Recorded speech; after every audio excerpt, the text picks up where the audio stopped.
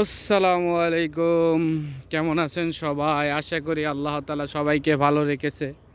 চলে আসলাম ব্রহ্মপুত্র নদে। ব্রহ্মপুত্র নদ এখন শুধু নামে আছে, কাজে নাই। কারণ নদী হয়ে গেছে এখন খালের সমান। এই যে দেখেন,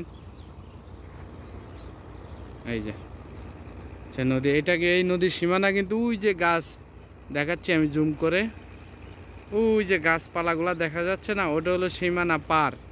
কিন্তু শুকাইতে শুকাইতে সেটা খালে পরিণত হয়ে গেছে। তো আজকে চলে আসলাম ঘুরতে এখানে। অবশ্যই আপনাদের কেমন লাগলো জানাবেন। একা একাই বিকেলবেলা মনে হলো একটু ঘুরে আসি নদী পার দিয়ে, তাই ঘুরতে চলে আসলাম, আপনাদেরকেও দেখাতে চলে আসলাম।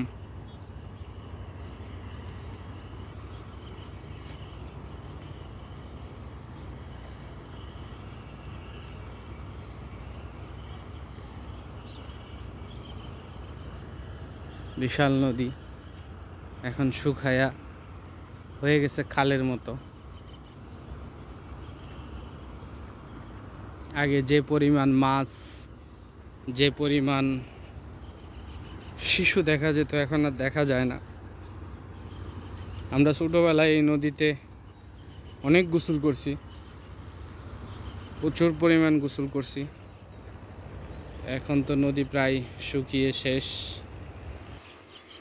ভাবলাম আপনাদের সবাইকে একটু দেখাই আজকে একটু বিকেলটা, নদী পাড়ের বিকেল।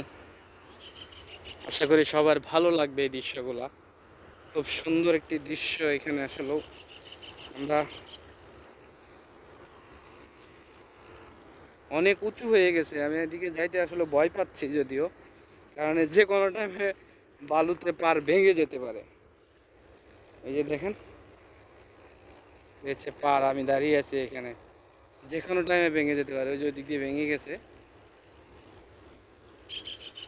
যার কারণে আসলে আমি ও মাশাআল্লাহ, পাখিটা তো অনেক সুন্দর। ওর নিচে নামতে ভয় পাচ্ছি যে যদি পা পিছলে যায় ডাইরেক্ট নদীতে। আসলে আমি যেখান দিয়ে হাঁটতেছি বর্ষার সিজনে এখানেও পানি থাকবে, এটাও নদীর একটা অংশ।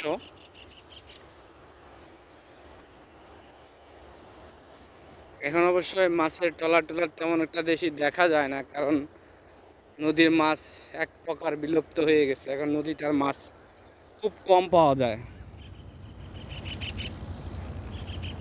পাখিটা আসলে খুবই সুন্দর, কাছ থেকে দেখাতে পারবো কিনা জানি না, তবে একটু রিস্ক নিয়ে আপনাদের দেখানোর চেষ্টা করতেছি। দেখেন, এটা মাছরাঙা পাখি। এই যে একটা গুই সাপ যেটাকে বলে, পানিতে নেমে গেল আমাকে দেখে। এই যে পাখিটা ডালে যেয়ে বসছে। মাছরাঙা পাখি, খুবই সুন্দর।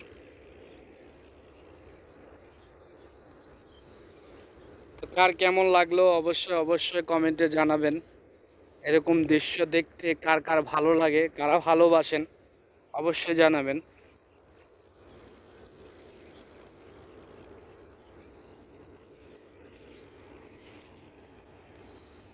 সূর্যের আলোটা নদীর পানিতে পড়েছে, খুব ভালো লাগতেছে। এই যে দেখছেন।